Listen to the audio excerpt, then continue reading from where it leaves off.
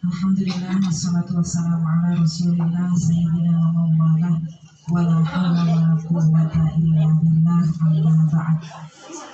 Yang terhormat Ibu Ketua Majelis Taklim Ar-Raudhah, yang saya hormati Bu Eni beserta semua teman-teman pengurus Majelis Taklim Ar-Raudhah dan jamaah sekalian yang saya hormati pula.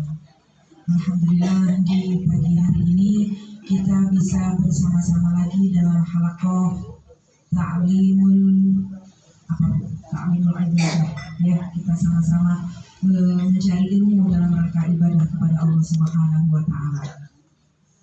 Salawat serta salam semoga senantiasa terlimpah ke harian beliau Nabiullah wa Rasulullah Muhammad sallallahu alaihi wasallam, kepada keluarganya, para sahabatnya, tabi'in, ulama, dan kita semua pengikutnya yang insya Allah setia mentaati ajarannya hingga akhir zaman. Dan saya haturkan terima kasih kepada ibu yang sudah berkenan hadir pagi hari ini dengan cantiknya, dengan cerianya. Semoga mendapatkan pahala yang berlimpah dari Allah Subhanahu wa taala. Amin ya rabbal alamin. Tadi Teh Nuri sudah salawat ya, Teh Nuri ya. Dulu salawatan lagi yuk. Ya, ibu tahu lagu ini? Selayang pandang lepas rindu, aku berjumpa dengan dirimu di satu malam di bulan yang syahdu. Oh jamaah, kau memikat hatiku. Ya Rasulullah, salam alaik, ya Rafi'a sya'ni wa daraji, atfatan yaji, rotan alami, ya uwailal judi wal karami. Nahnu min qawmin bisakanu, wa bihi min khawfihim aminu, wa bi ayatil qur'ani ulu, fata'id fina akhal wahani. Na'riful batha wa ta'rifuna, wa safa wal baitu ya lafuna, wa lanal ma'na wa khaifu mina, fa'na man hada wa kun wa kuni. Ya Rasulullah, salamun alaik, ya Rafi'a sya'ni wa daraji, atfatan yaji, rotan alami, ya uhailal judi wal karami. Nah, gitu. Nanti saya boleh ya, biar ibunya enggak nyanyinya ya, biar nyanyinya lagi salawat ya. Dan alhamdulillah ini ya, tuh Teh Nuri eureun tah ya, seneng ya. Kita jadi senang salawat. Dan ini alhamdulillah kita bisa halal bihalal. Apa sih Bu artinya halal bihalal itu? Ada yang tahu? Ibu kan sering kalau habis hari raya gitu, bade ka mana? Mau ke Lembang, acara naon? Halal bihalal. Bade ka mana? Ka Garut, acara naon? Halal bihalal. Bari teu apa? Halal artinya apa? Halal, boleh. Bihalal dengan dibolehkan. Jadi gini Bu, dulu di pesantren itu kalau lagi nggak punya uang, sabunnya habis, nah itu ngambil punya temennya gitu, dipakai. Nah di kamar baru ngomong, kan kalau di pesantren itu kamar mandinya jadi satu gitu ya. Nah kadang pas lagi juga punya aku habis nih, ngambil punya sebelah gitu. Habis itu baru ngomong nih di kamar gitu, baru ngomong, halalin ya, tadi aku pakai sabun kamu, ya gitu. Itu namanya halal bihalal. Lalu halal bihalal yang dimaksud dengan sesudah hari raya itu apa? Nah, pilih we aya omongan yang kita nggak suka gitu ya, atau yang teman kita nggak suka, tolong dihalalkan. Nah, itu namanya halal bihalal. Menghalalkan kesalahanmu, menghalalkan kesalahanku, kita lebur jadi satu, kita tidak punya salah. Itu namanya halal bihalal. Siapa yang pertama mencetuskan halal bihalal? Bung Karno. Bukan. Ya, memang di masa Presiden Soekarno. Di kala itu Presiden Soekarno itu mengumpulkan semua staf-stafnya. Besok habis hari raya kita kumpul-kumpul. Tapi tolong carikan nama acara yang beda dari biasanya, gitu. Kemudian semua ditanyakan, tahu gitu. Enggak, wahai Presiden. Salah satu di antara kiai yang datang, beliau mengusulkan, wahai Presiden Soekarno, kita beri nama acara tersebut dengan halal bihalal. Siapakah kiai itu? Namanya Abdul Wahab Hasbullah. Beliau pemimpin Pondok Pesantren Bahrul Ulum Tambak Beras Jombang. Beliau kiai saya sempat bertemu dengan beliau 3 tahun sebelum beliau wafat. Ila hadratin Nabi Mustafa Muhammad sallallahu alaihi wasallam, khususan ila Kiai Abdul Wahab Hasbullah. Al-Fatihah. A'udzubillahi minasyaitonir rajim. Bismillahirrahmanirrahim. Alhamdulillahirabbil alamin. Arrahmanirrahim. Maliki yaumiddin. Iyyaka na'budu wa iyyaka nasta'in. Ihdinas siratal mustaqim. Siratal ladzina an'amta 'alaihim ghairil maghdubi 'alaihim waladdallin. Amin ya rabbal alamin. Lalu kalau kita halal bihalal itu, orang pertama, siapa orang pertama yang kita mintain maaf? Kalau ada orang tua. Nah itu suami. Karena biasanya kalau dengan suami itu kita paling sayang. Ibu. Ibu kok nggak meyakinkan itu, saya bilang ke suami paling sayang. Ke suami itu paling sayang. Paling banyak sayangnya. Naon? Si papa mah cakep sih cakep, tapi nih. Ya Bu, banyak sayangnya. Papa mah sebenarnya sayang ke mama, tapi papa mah pelit lah, apalah. Ibu-ibu tuh kan gitu, dikasih suami cakep, katanya nggak suka cakep, lebih suka kan gitu. Zaman sekarang tak perlu tampan, karena semuanya butuh ya.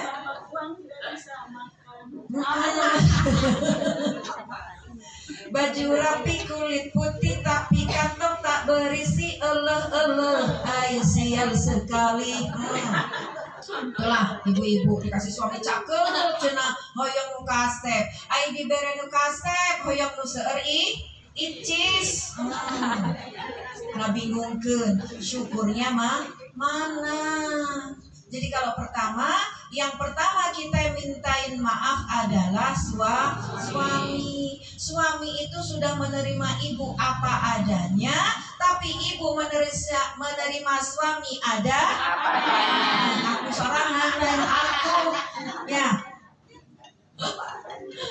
ya ibu kan apa adanya gitu ya. Suaminya cakep diterima, uang banyak diterima, kalau nggak ada uang banyak ngomelnya gitu. Bun itu kan sudah fitrahnya perempuan. Ya fitrah si fitrah, ibu mah alasan gitu kan. Memang fitrahnya berapa? 20.000 kata per hari, sementara suami hanya 4.000. Selisih berapa? 16.000. Oke, dipakai alasan ibu minta. Ya tidak seperti itu ya Bu ya. Makanya biar tidak cerewet, perbanyak baca sholawat. Biar gak cerewet, banyakin baca Quran gitu. Kemarin tuh saya diundang dalam satu acara anniversary 50 tahun pernikahan. Hebat ya 50 tahun pernikahan, dua-duanya masih sehat, anak-anaknya sukses. Mudah-mudahan kita juga seperti itu. Amin. Allahumma amin. Kan kadang sehat itu Ada yang sehat badannya tapi secara ekonomi belum gitu. Kenapa saya bilang belum? Karena ibu tahu bapak tua yang ada di gambar KFC. Nah, itu beliau itu ya Bu ya, menawarkan ayamnya itu berpuluh-puluh tahun, 20 tahun dia menawarkan ayamnya itu. Kesini nggak diterima, ayammu nggak enak. Kesini ditawarin nggak enak. Kesitu ditawarin nggak diterima. Sampai akhirnya 20 tahun kemudian ketika beliau usianya sudah 70 tahun. Makanya itu kan gambarnya Pak Tua ya Bu ya. Itulah hebatnya Pak Tua itu. Beliau pantang menyerah. Usahanya luar biasa. Makanya kalau hari ini kita belum dikasih miliaran oleh Allah, bilih wengke pas umur 70. Ya. Ya, sampai tahu kita dikasih umur sampai 90 kan lumayan juga. Yang penting sehat. La in syakartum la azidannakum wa la in kafartum inna adzabi lasyadid. Syukurnya Pak Tua itu meskipun dia ditolak, dia tetap berusaha. Bu, sehat itu baik? Sehat itu baik? Baik. Sakit itu baik? Baik. Kaya itu baik? Baik. Miskin itu baik? Baik. Sakit itu baik? Baik. Alhamdulillah. Semua pemberian Allah itu baik. Kok bisa begitu Bun? Karena pandangan manusia itu yang baik menurut kita sebut baik, yang tidak baik menurut kita sebut gak baik. Biasanya yang disebut ujian itu hanya ketika sakit, yang disebut ujian itu hanya ketika nggak punya uang. Tapi ketika punya uang itu bukan ujian. Padahal kita sambil ujian gitu. Jadi ada cerita Bu, seseorang sedang dirawat di rumah sakit seminggu. Setiap ada yang datang itu, alhamdulillah saya dirawat di rumah sakit. Lagi datang lagi, alhamdulillah saya dirawat di rumah sakit. Nah, orang-orang yang jauh itu pada nanya, kok ini sakit kok pada bilang alhamdulillah. Ternyata Bu, karena dia dirawat di rumah sakit, anak istrinya ngumpul di rumah sakit, waduk situ gintung itu waktu itu banjir bandang, tetangganya kanan kiri pada maut, anjena hirup ke hikmahnya sakit. Ya, kadang-kadang tuh gitu. Kalau sakit kita bilang gak baik, kalau sehat baik.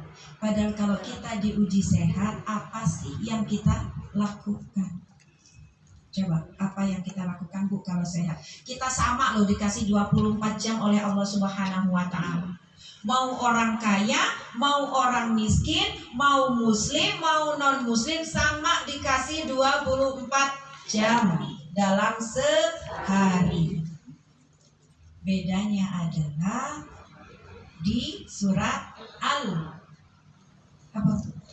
At-Tin atau Al-Asr ya. Coba kita buka surat At-Tin. A'udzu billahi minasy syaithanir rajim. Bismillahirrahmanirrahim. Wat-tini waz-zaitun wa turi sinin wa hadzal baladil amin. Laqad khalaqnal insana fi ahsani taqwim. Tsumma radadnahu asfala safilin. Illal ladzina amanu wa amilus solihati falahum ajrun ghairu mamnun. Fama yukadzibuka ba'du biddin. Alaihissallahu biahkamil hakimin. Laqad khalaqnal insana fi ahsani taqwim. Dan sungguh aku ciptakan manusia itu dalam bentuk yang sangat sempurna. Kenapa sempurna? Kalau setan itu salah melulu. Kalau hewan itu, ya manusia itu kan diciptakan dengan satu karakternya, karakter hayawaniyah, sifatnya hewan. Ya. Yang kedua sabu'iyah, seperti binatang buas. Ya. Dan kemudian yang ketiga insaniyah. Yang keempat al-malakiyah, sifatnya malaikat. Manusia itu kalau hewan ya Bu ya, hewan itu sifatnya makan, minum, hubungan suami istri tanpa ibadah. Makanya kalau ada manusia cuman makan, minum, gak ada ibadahnya, dia tidak ubahnya seperti hewan. Jadi coba kita introspeksi diri nih, sesudah bulan Ramadan. Kalau bulan Ramadan itu kan bulan puasa. Ibu saum. Ada 2 hewan ya yang sering saya sampaikan. 2 hewan yang puasa sama-sama berubah bentuk, tapi yang satu setelah dia puasa bentuknya tetap sama, yang satu lagi berbeda. Yang pertama adalah ular.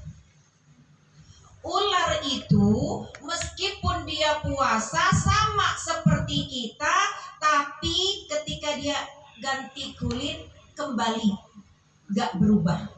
Kalau kata orang Jawa melungsungi. Ya, betul Bu? Ya kan? Dulu ular itu punya kaki. Tapi karena dia suka mengintip ke langit, suka mendengarkan, mencuri dengar pembicaraan Allah dengan para malaikat. Jadi ketika wa idz qala rabbuka lil malaikati inni ja'ilun fil ardi khalifah, dan akan aku ciptakan makhluk yang akan menjadi khalifah di muka bumi. Kemudian mereka diminta sujud kepada Nabi Adam. Iblis tidak mau. Akhirnya iblis diturunkan ke dunia.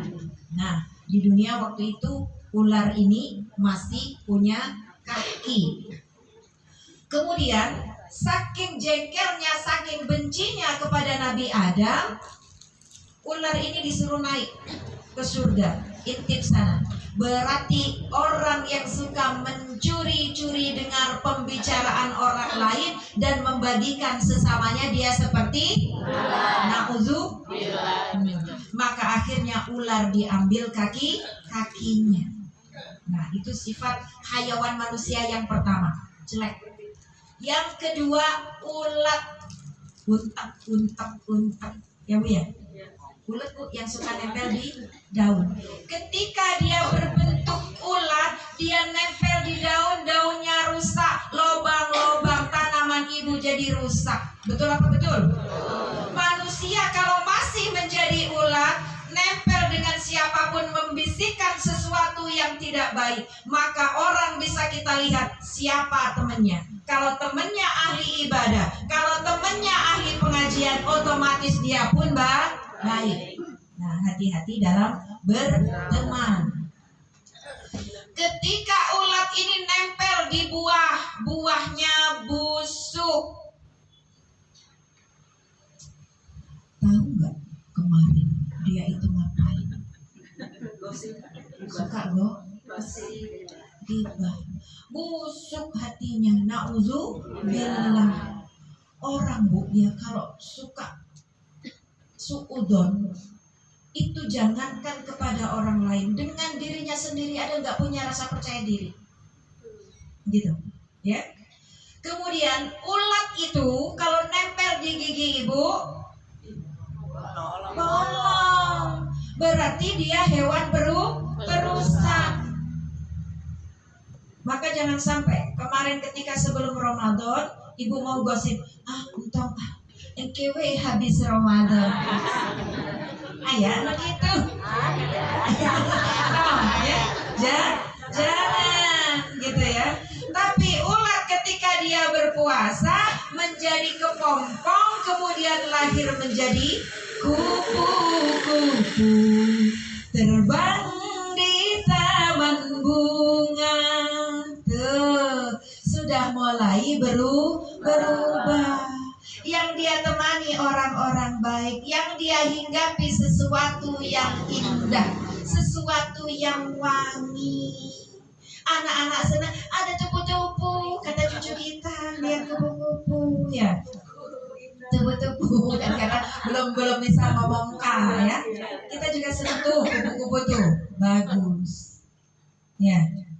Jadi harus ada perubahan dari sebelum puasa dengan ketika sudah puasa harus berubah. Ulasa sami, kalau sarwana mah sama dengan ular. Kita harus seperti ular. Nah, itu sifat manusia yang pertama tadi, al-hayawaniyah. Kemudian yang kedua, as-sabuyah. Seperti binatang buas. Dengan kekuasaan itu Hawa pengen jadi A, jadi B, jadi C, padahal tangan itu cuman 2. Kan gak bisa Bu, kayak lagu itu. Walau ingin hatiku memelukmu, apalah daya tangan tak sampai. Kan kalau pengajian enak gini kan seneng Bu saya Bu.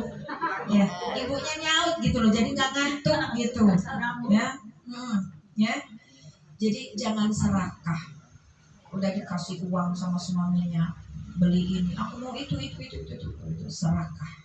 Ya, asabu iya. Tadi yang ketiga apa? Al-insaniyah, sifatnya manusia, ya ke sana ya ke sini. Kewajaran gitu. Dan yang keempat apa tadi Bu?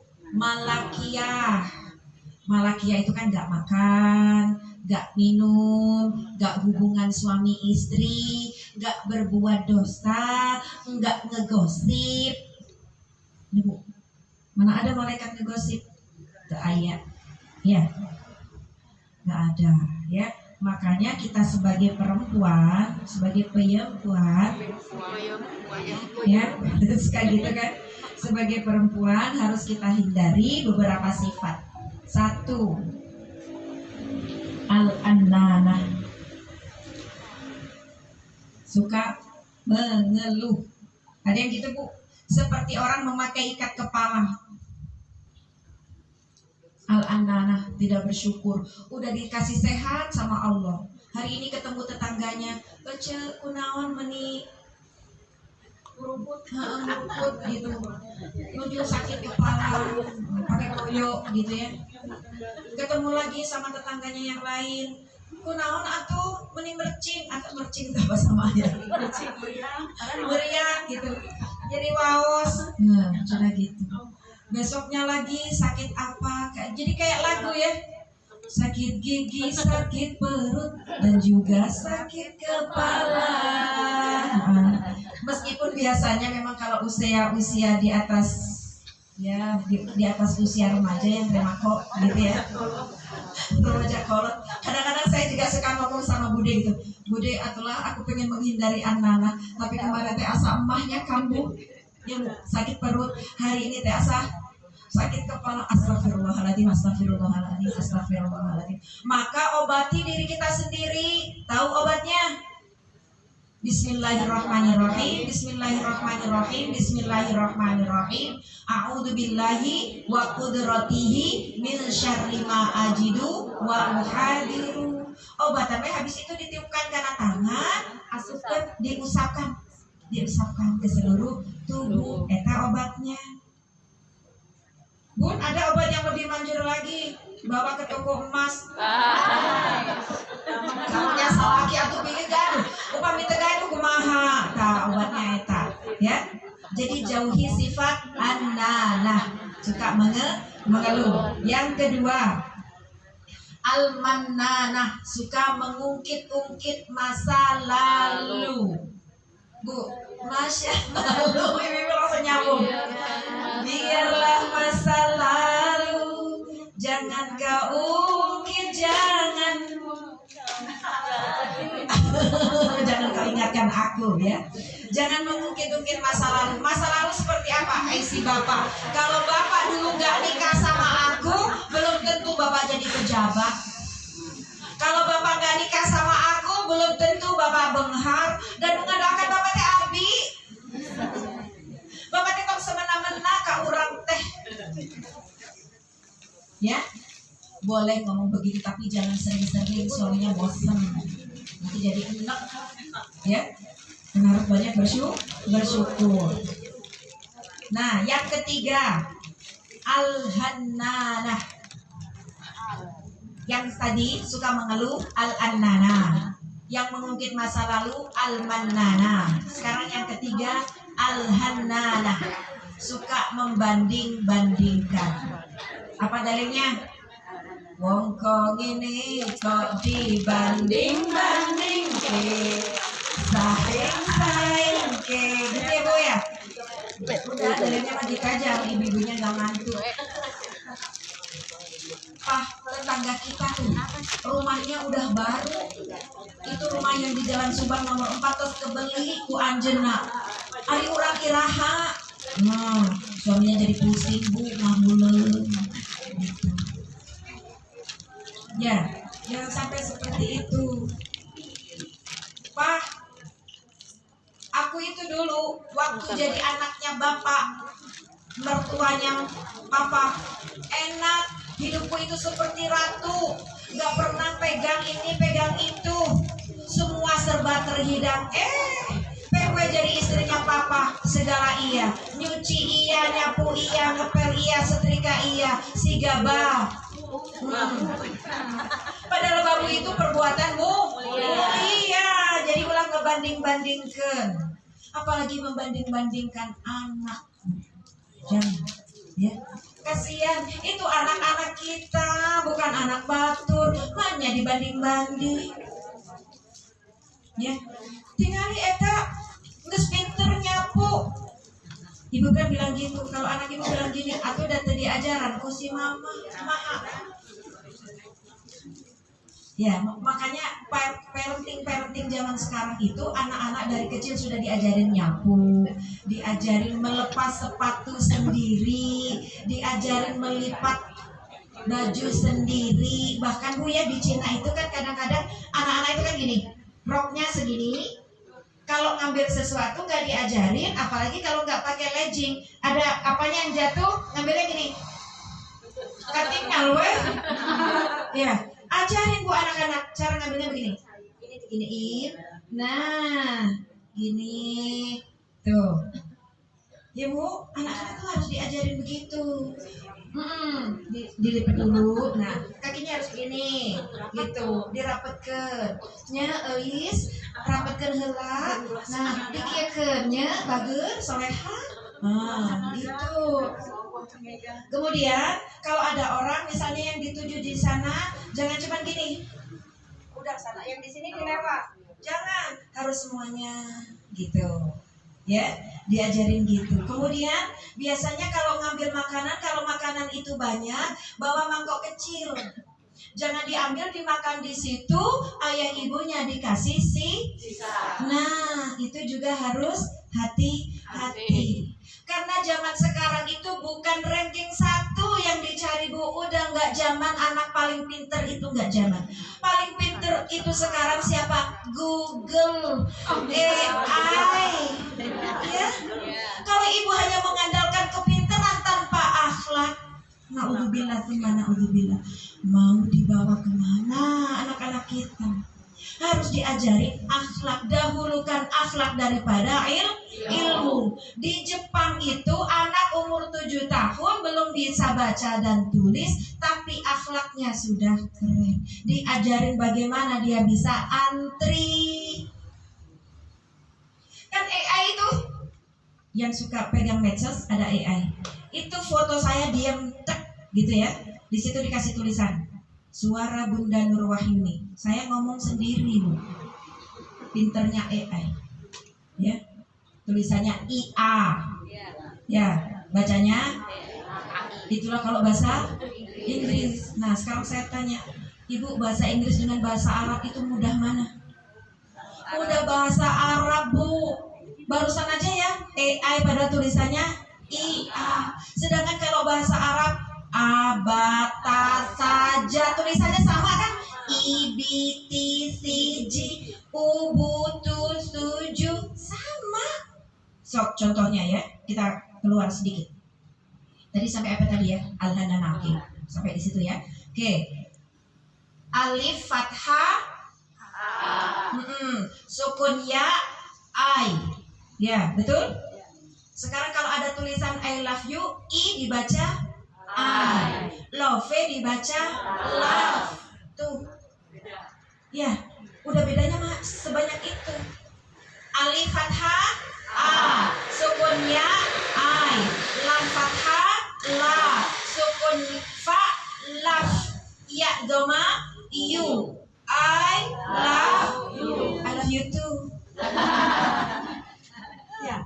Sedangkan bahasa Inggris I love you. Tuh. Mother dibaca mother. Tuh. Berbeza kan? Berbeza. Tapi kenapa hari ini gitu ya, orang tua harga bahasa Inggris mahal ditempuh dengan segala cara, tapi bahasa Quran gurunya hanya bayar 50.000 lewat begitu saja. Ayo tak bandingkan sekarang gara-gara Al-Hanana. Jadi yang punya anak kecil, cucunya, berapa Bu bayar TPA-nya? Tolong dibayar di depan. Tanggal 1 Ibu gajian, bayar. Kenapa Bun? Orang menuntut ilmu, kalau ingin ilmunya manfaat, takzim ke gurunya. Betul Bu. Kalau Ibu hari-hari, meskipun anak cucu Ibu itu pinter, naudzubillah tsumma naudzubillah, gak manfaat ilmunya. Dan kalau yang namanya gak manfaat, ya lewat begitu saja. Mau diajarin apa-apa, plongo gitu. Ya, makanya kalau ada anak kok diajarinnya susah, tolong deh ke gurunya. Itu satu, ke gurunya yang takzim. Yang kedua, orang tuanya kudu tirakat. Kalau punya anak laki-laki, ibunya yang banyak puasa. Kalau anak perempuan, bapaknya yang banyak puasa. Ulah diantep boga murang kalih mah karunya. Kan kalau kita harta yang paling berharga adalah keluarga. Itu dalil Indonesianya. Ya, kalau dalil Arabnya idza mata banu Adam. Ketika anak Adam meninggal dunia, in qata'a amaluhu illa min salasin. Terputuslah semua amalnya kecuali 3 perkara. Shadaqatin jariyah, shadaqah jariyah. Au ilmin yuntafa'u bihi, ilmu yang manfaat. Au waladin sholihin yad'ulah. Doa anak soleh yang mendoakannya. Kenapa di situ doa anak soleh, bukan doa anak kandung? Tidak semua orang dikasih bisa melahirkan. Jadi meskipun anak soleh bukan anak kita, bisa mendoakan anak kita. Asal apa? Kita mau sedekah. Ibu sudah tidak punya kesempatan, misalnya, Bun, tetanggaku sudah kaya-kaya semua. Ibu, kalau ada anak-anak lewat mau sekolah, saya ayah 5.000. 3 orang aja cukup, berarti 15.000. Bun, kebanyakan 2.000. Kalau 2.000 aja enggak, Bu. Kata Roma Irama, sungguh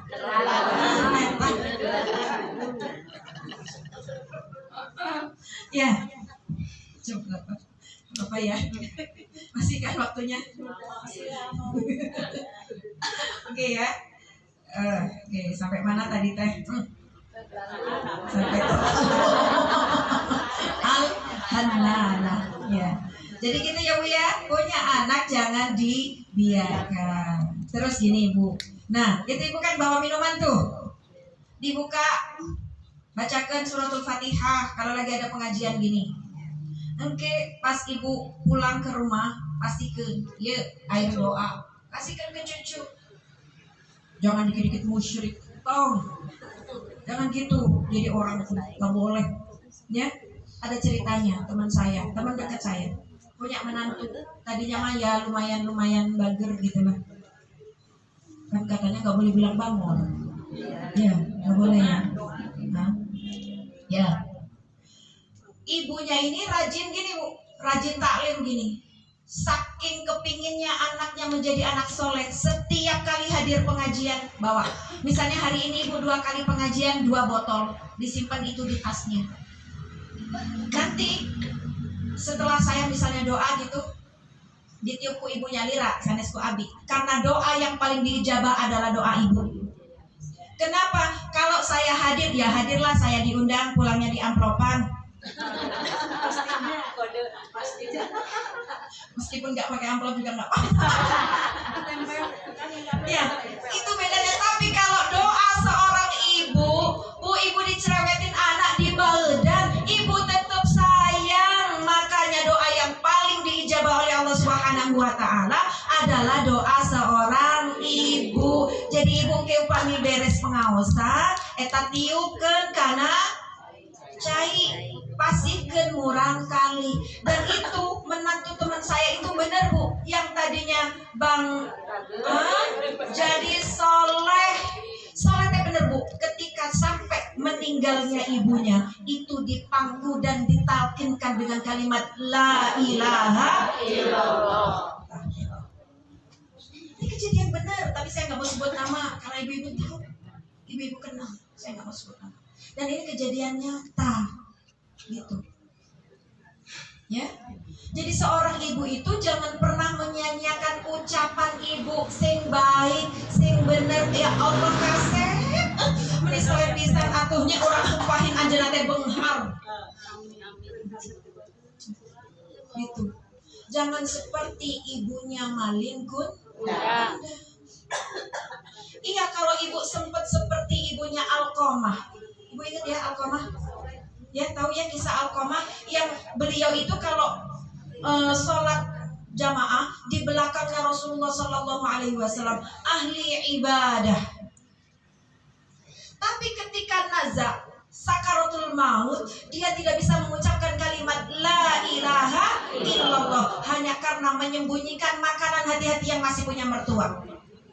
Jangan pernah membujuk suaminya, awasnya upami merek kami toha tadi berek ke wengi berenaun cenah gitu. Jangan. Justru dengan kita sayang mertua, mertua sayang sama kita, insya Allah. Nah ini Alqamah itu begitu bu. Dia itu orang susah, lagi gak punya makanan, beli makanan hanya cukup untuk berdua. Mertuanya, ibunya Alqamah ini tahu, menitembere ke api, awas ya. Nah, berarti seorang mertua juga jangan pernah sia-sia ke menantu, ketengeng, karunya oke gemurang kali. Da, meskipun keheul ke minantu, eta ge bojona anak abi gitu ya, anak orang gitu ya. Maaf ya kalau bahasa Sunda saya ya belepotan gitu. Nah, begitu dia sakaratul maut tidak bisa mengucapkan kalimat la ilaha illallah, Rasulullah kaget. Kok bisa? Ini ahli ibadah. Wahai istri Alqamah, apa kira-kira kesalahan suamimu? Saya nggak tahu ya Rasulullah. Apakah suamimu punya ibu? Punya, panggil. Begitu dipanggil, wahai ibu Alqamah, apakah anakmu punya kesalahan padamu? Iya. Dulu pernah menyembunyikan makanan dan aku nggak suka itu. Tuh bu, hanya makanan kecil. Sekarang apakah engkau mau memaafkan Alqamah? Enggak, aku nggak mau. Akhirnya apa tindakan Rasulullah? Wahai para sahabat, ambilkan kayu bakar. Apa yang kita lakukan? Bakar Alqamah. Dari situ ibunya Alqamah, ya Rasulullah, aku mau memaafkan anakku. Begitu terucap, aku mau memaafkan anakku, sekarang ditalkin la ilaha illallah Muhammadur Rasulullah. Alqamah meninggal dalam keadaan husnul khotimah. Berarti kalau kita berbakti kepada orang tua, kita juga bisa husnul khotimah. Ada orang pintar, dia tidak takdim kepada gurunya, ilmunya akan sia-sia, dia tidak akan menjadi siapa-siapa. Ada orang yang berdagang atau berusaha, pejabat habis-habisan, tapi dia tidak takzim kepada kedua orang tuanya, dia akan jatuh. Kunci kehidupan kemuliaan adalah satu, berbakti kepada orang tua, takzim kepada guru. Dan itu tadi ada di Al-Hanan. Ulah sok ngabanding ke hari anak pertama segala dibere, cucu pertama segala dikasih, begitu cucu kedua, ketiga, keempat, kelima, ketujuh bosan. Ya, jangan ya Bu ya, jangan. Itu yang ketiga. Sekarang yang keempat, al-hadaqah boros. Al-hadaqah boros. Jadi jangan punya sifat boros, segala dipeser, ya Bu ya. Meskipun manusia, terutama perempuan itu memang fitrahnya, fitrah lagi, fitrahnya suka belanja, tapi secukupnya saja, jangan boros, gitu ya. Semua dibeli, daging, telur, ayam, udang, bayam, tomat, brus karena kulkas. Setelah itu ibu nggak dimasak, ibu memboroskan. Itu namanya israf, berlebihan itu mubadzir itu temannya setan. Innal mubadzirina kanu ikhwanas syayatin. Gitu. Ya kalau syaitan itu satu, kalau syaitin itu banyak. Gitu. Bedanya syaitin itu jama gitu. Jadi jangan boros ya. Itu al-hadaqah. Sekarang yang kelima, al-barrokoh, pesolek. Tahu pesolek? Ya, dandan sewajarnya. Yang penting niatnya buat suami. Ya, gini loh Bu. Di rumah itu biasanya ibu kan pakai baju kebesaran, daster ibu ada berapa? Banyak. Nah kalau banyak boleh ya, hari ini pakai merah, besok kuning, besoknya lagi hijau, merah kuning hijau, langit yang biru. Ya, jangan cuma itu aja. Yang penting daster di dapur beda dengan daster ketika ibu di kamar. Jadi biar bawang tidak mau masuk ke kamar gitu. Ya, pesolek di sini adalah pesolek yang bukan untuk suaminya, pesolek untuk orang lain. Nauzubillah. Ya, kemudian yang keenam, asyadaqah. Asyadaqah, suka nyinyir. Julid. Ya. Nyinyir itu julid kalau zaman sekarang, ya. Ada orang lain yang enak tuh digunjing aja gitu. Ya, teking gitu. Ya. Oke. Bisa insyaallah menghindari 6 tersebut. Yang pertama, al-annana, hindari suka mengeluh. Yang kedua, al-mannana, suka mengungkit masa lalu. Yang ketiga, al-hannana, membanding-bandingkan.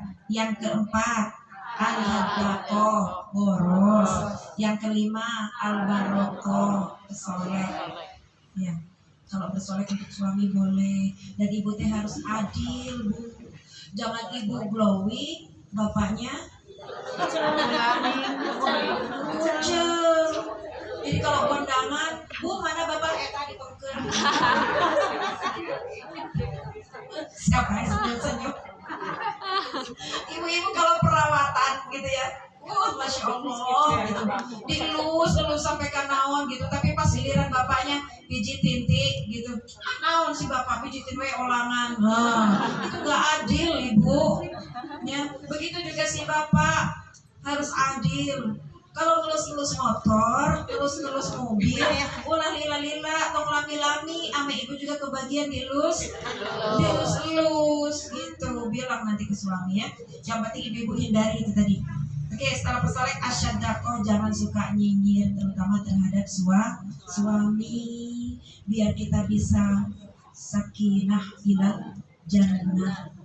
Itu ya. Mau berubah? Ya, mudah-mudahan dengan kita berubah, kita mendapatkan pahala dari Allah Subhanahu wa Ta'ala. Oke, sampai di sini ada pertanyaan? Barangkali mau tanya. Biasanya suka nanya.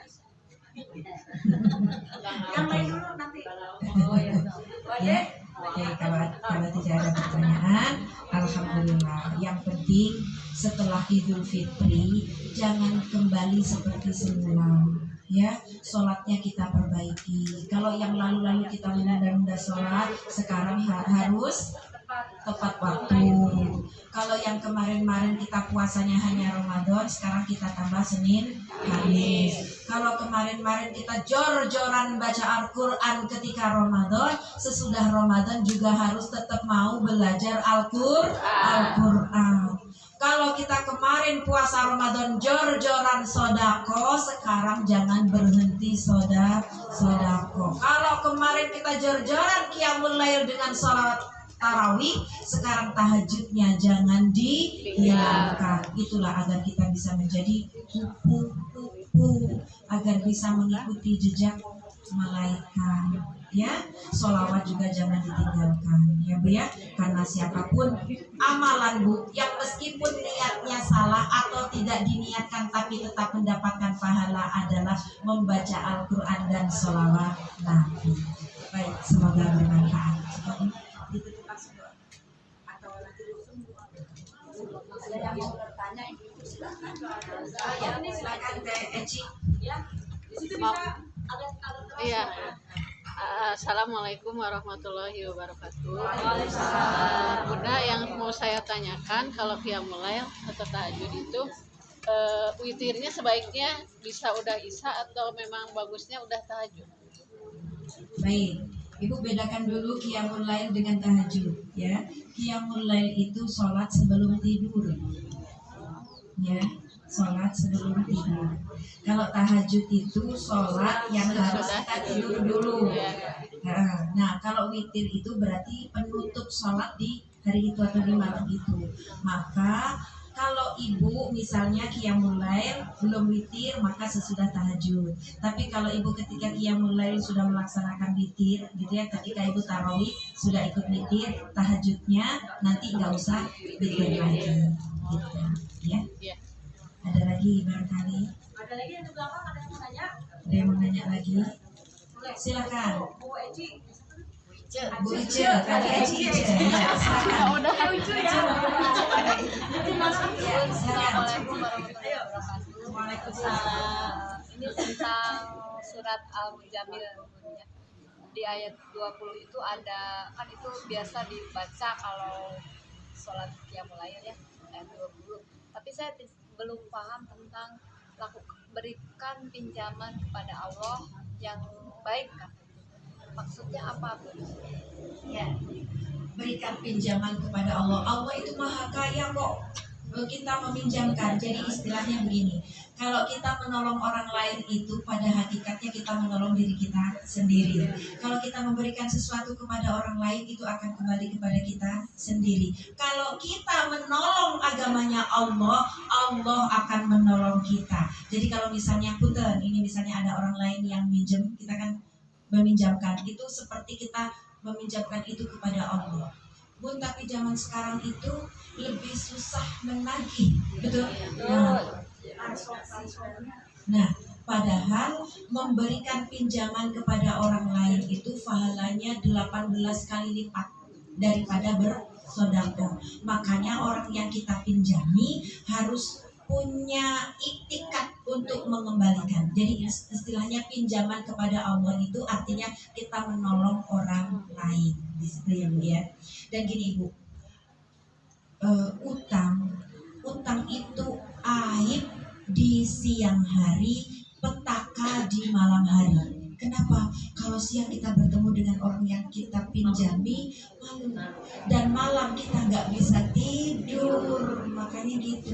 Dan orang yang pinjam itu kan kalau kita minjam asanimu, ketika membayar asadira, cenah gitu, ya, gitu ya. Jadi kalau kita meminjam niatkan, ya Allah bantu saya untuk bisa melunasi. Itu insya Allah diberikan kemudahan oleh Allah Subhanahu wa Ta'ala. Jadi maksudnya pinjaman itu kita menolong.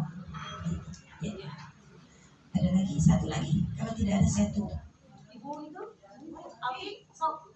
Berarti jelas ya? Berarti jelas penyampaian saya. Oke. Baik, semoga bermanfaat. Semoga kita menjadi hamba-hamba Allah yang senantiasa mencintai Allah dan ajaran-ajarannya. Amin ya Allah. Kita berdoa kepada Allah. Kita awali dengan membaca istighfar 3 kali. Astaghfirullahaladzim, astaghfirullahaladzim, astaghfirullahaladzim, alladzi la ilaha illa huwal hayyul qayyum wa atubu ilaih. Astaghfirullahaladzim wa walidayya warhamhuma kama rabbayani shighara. Ya Allah, ya Rabbana, pada hari ini kami berkumpul di tempat ini untuk melaksanakan tali silaturahmi di antara kami. Maka karuniakan kasih sayang-Mu kepada kami. Berikan ampunan-Mu kepada kami.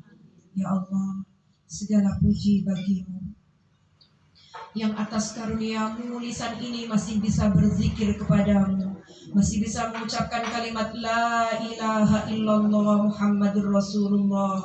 Maka ya Allah, akhirlah kelak hidup kami dengan husnul khotimah, yang bisa mengucapkan kalimat la ilaha illallah. Ya Allah, segala puji bagi-Mu yang atas karunia-Mu mata ini masih bisa membaca Al-Quran. Maka berikanlah kenikmatan kepada kami untuk membaca kitab suci-Mu ya Allah. Wahai Allah, segala puji bagi-Mu yang atas karunia-Mu kaki ini masih bisa hadir di majelis ta'lim. Maka karuniakan ilmu yang manfaat dan barokah untuk kami. Ya Allah, segala puji bagi-Mu yang atas karunia-Mu Engkau masih memberikan rizki yang berlimpah ruah kepada kami. Maka jadikanlah kami adalah ahli-ahli zakat dan ahli sedekah. Wahai Allah, segala puji bagi-Mu yang atas karunia-Mu tangan ini masih bisa ibadah kepada-Mu, bisa memasak, bisa mencuci, bisa menjalankan kewajiban dan sunnah dalam rumah tangga kami. Maka jadikanlah keluarga kami adalah keluarga yang sakinah, mawaddah, warahmah. Karuniakan ya Allah, keturunan kami adalah keturunan yang soleh-solehah. Muliakan ya Allah putra-putri kami dengan ilmu, iman, dan harta kekayaan. Jadikanlah mereka bagja lahir batin dunia dan akhirat. Wahai Allah, karuniakan sisa usia kami adalah usia yang manfaat. Dan akhirilah hidup kami dengan husnul khotimah. Dan satukanlah kami di surga-Mu yang firdaus kelak. Hanya kepada-Mu kami mohon pertolongan, hanya kepada-Mu kami berserah diri. Maka kabulkanlah doa kami. Rabbana atina fid dunya hasanah wa fil akhirati hasanah wa qina adzabannar. Subhana rabbika rabbil izzati amma yasifun wa salamun alal mursalin walhamdulillahi rabbil alamin. Bismil al-Fatihah. A'udzubillahi minasyaitonir rajim. Bismillahirrahmanirrahim. Alhamdulillahi rabbil alamin. Arrahmanir rahim. Maliki yaumiddin. Iyyaka na'budu wa iyyaka nasta'in. Ihdinas siratal mustaqim. Siratal ladzina an'amta 'alaihim ghairil maghdubi 'alaihim waladdallin. Amin amin ya rabbal alamin. Ibu yang saya hormati, demikian yang bisa saya sampaikan. Semoga ada guna dan manfaatnya, khususnya untuk diri saya pribadi dan umumnya bagi ibu semua. Terima kasih atas